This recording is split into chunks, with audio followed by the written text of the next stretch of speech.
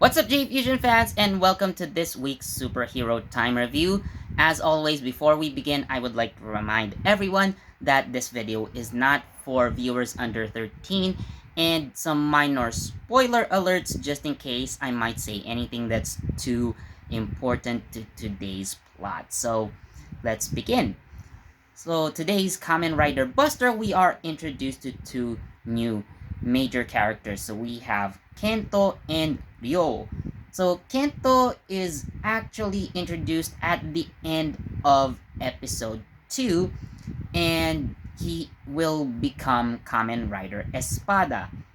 However, Kento does not transform today, so it's actually Ryo who kind of makes his debut as Kamen Rider Buster. Now, speaking of Kamen Rider Buster, the first thing that you would notice is his great sword.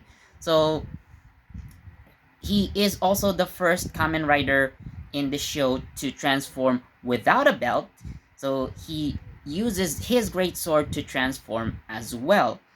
Now, speaking of first Kamen Rider to transform without a belt, he kind of actually is the first Reiwa Kamen Rider to transform without a belt.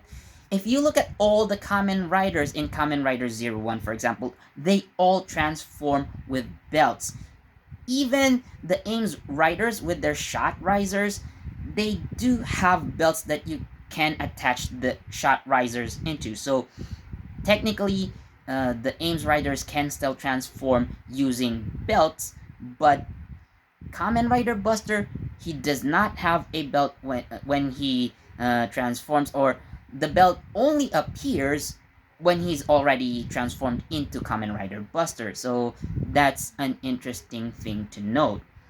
And of course, we are introduced to Kamen Rider Buster as he is also the first Kamen Rider to be introduced as a father. Now, there have been other Kamen Riders who were technically fathers. Now, an example that I can clearly remember would be Kamen Rider Kiba. In Kamen Rider Kiba, we have Otoya Kurenai, who is established as Wataru Kurenai's father. However, for the most part of his story, Otoya isn't even a father yet, and he only reveals that he's going to become a father in his final appearance. So Wataru also is revealed to have a son, but his son comes from the future.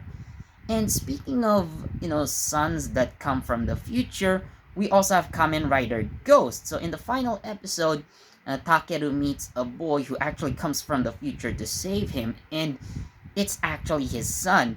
Now, he doesn't actually reveal to Takeru that, hey, I'm your son, I'm from the future, I'm here to save you. So it doesn't happen, but even so, Takeru feels like he's been close to the boy for a very long time, even though they have just met for the first time.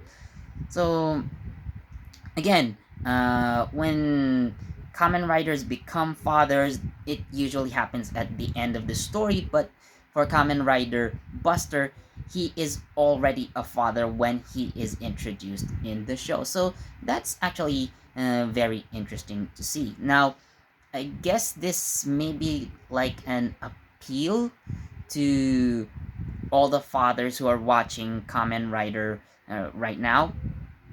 So, especially to the ones who grew up watching Kamen Rider and are now dads themselves. So, I guess he's the character that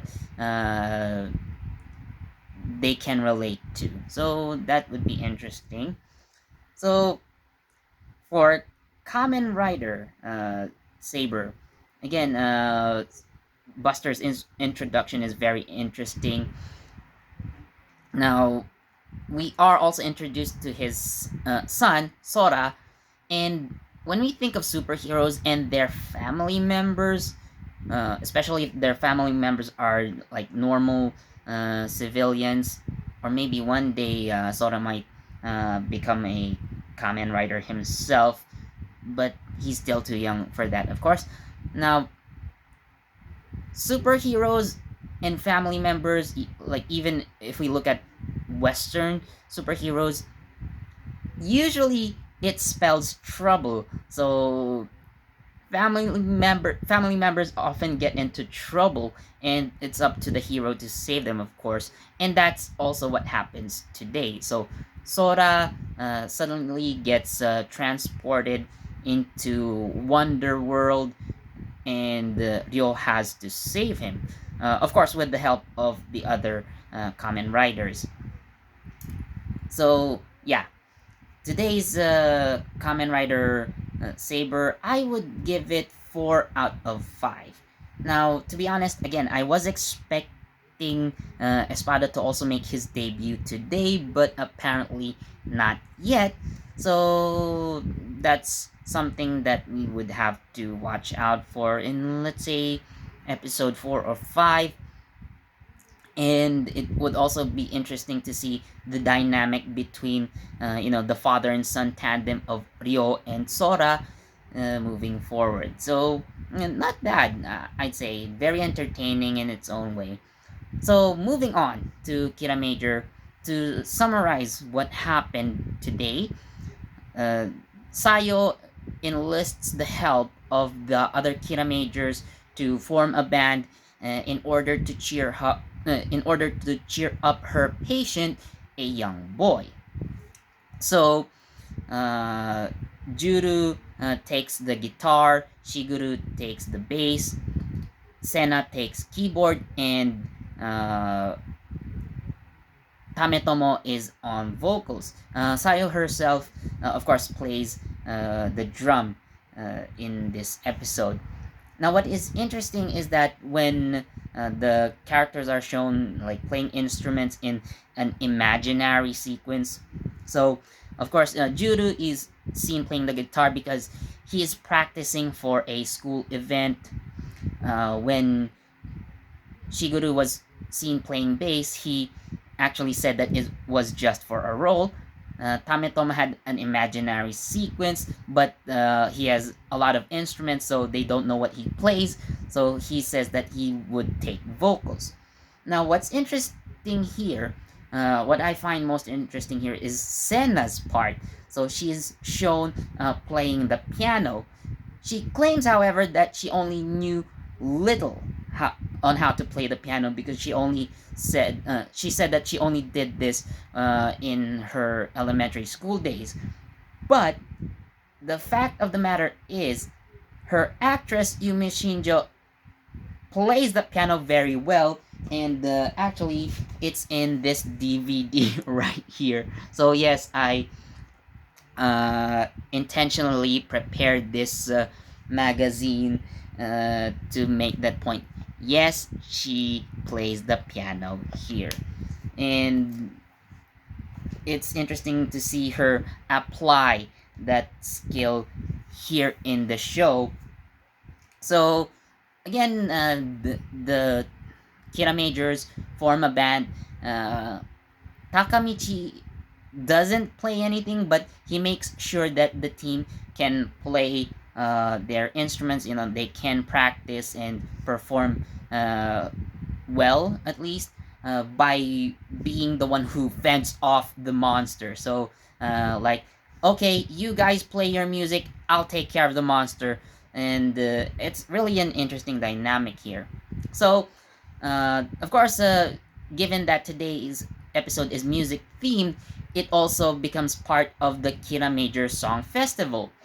Now, since this is Sayo's focus episode, I was actually hoping to see Sayo sing her character song, but apparently it's the Kira Major band that's featured. Although Tametomo is the lead singer, so for the most part he is the one singing, but yeah, basically it's all the Kira Majors. It's their theme song. So maybe in future episodes we would see Sayo with her own theme song.